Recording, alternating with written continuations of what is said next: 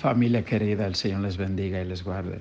Partícipe del padecimiento. Primera de Pedro 4, del 1 al 11. Puesto que Cristo ha padecido por nosotros en la carne, vosotros también armaos del mismo pensamiento, pues quien ha padecido en la carne terminó con el pecado, para no vivir el tiempo que resta en la carne, conforme a los deseos de los hombres, sino conforme a la voluntad de Dios. Baste ya el tiempo pasado para haber hecho lo que agrada a los gentiles, andando en lascivias, concupiscencias, embriagueces, orgías, disipación y abominables idolatrías. Yo todavía recuerdo la primera vez que yo leí ese versículo y me impactó cuando dice: baste ya el tiempo pasado para haber hecho lo que agrada a los gentiles, andando en lascivia, concupiscencia, embriagueces, orgías, disipación y abominables idolatrías. Esa palabra, basta ya el tiempo pasado. Es decir, hay gente que nunca aprende. Usted duró 20 años, 30, 40 años, 10 años en el mundo, haciendo, deshaciendo. Le fue mal o le fue bien, según los hombres, pero no tenía paz. Y sabía que le faltaba algo. Se acerca a los pies de Cristo. Pero usted todavía quiere seguir haciendo las cosas del mundo y llamándose cristiano. Y Pedro entonces dice: basta ya el tiempo pasado.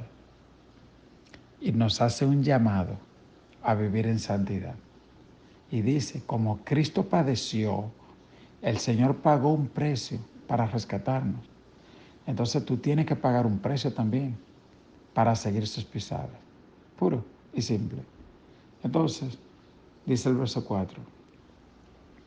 A estos les parece cosa extraña que ustedes no corran con ellos en el mismo desenfreno de disolución y os ultrajan, pero ellos darán cuenta al que está preparado para juzgar a los vivos y a los muertos. Es decir, generalmente cuando una persona empieza a buscar a Cristo, hay personas que empiezan a burlarse y te dicen: pero ¿cómo que tú ahora no tomas? Pero eso no es nada, pero hace esto.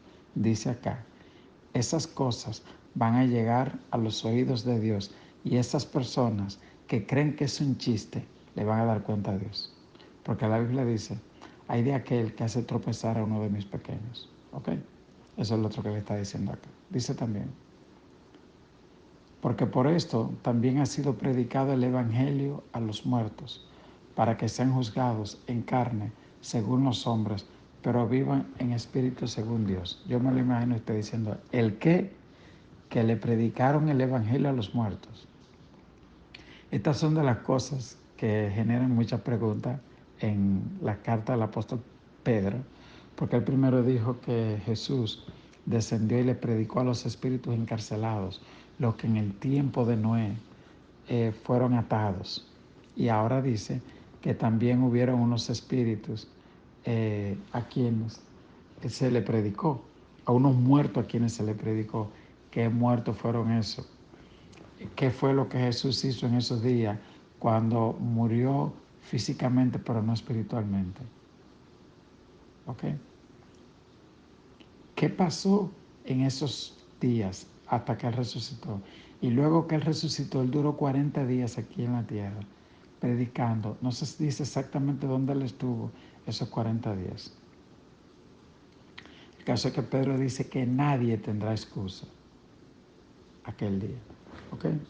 Entonces, dice el verso 7, más el fin de todas las cosas se acerca, sed pues sobrio y velad en oración, y ante todo tengan entre vosotros ferviente amor, porque el amor cubrirá multitud de pecados. Hospedaos los unos a los otros, sin murmuraciones. Eso, si alguien te hospedó, no murmures su casa. Tú sabes que en ese tiempo había muchas persecuciones y todo esto. Y entonces, bueno, pues si alguien llega, es un cristiano que lo hospede, pero dice sin murmuraciones, ¿ok? Bueno, el verso 10 dice: cada uno según el don que ha recibido, ministralo. La palabra ministerio significa servicio. Dios te dio un ministerio, tú predicas, canta, úsalo para servir a la iglesia, no para servirte, ni para engrandecerte, ¿ok? Ministralo a los otros. como buenos administradores de la multiforme gracia de Dios. Si alguno habla, hable conforme a las palabras de Dios, es decir, lo que dice la palabra de Dios, no lo que tú quieras.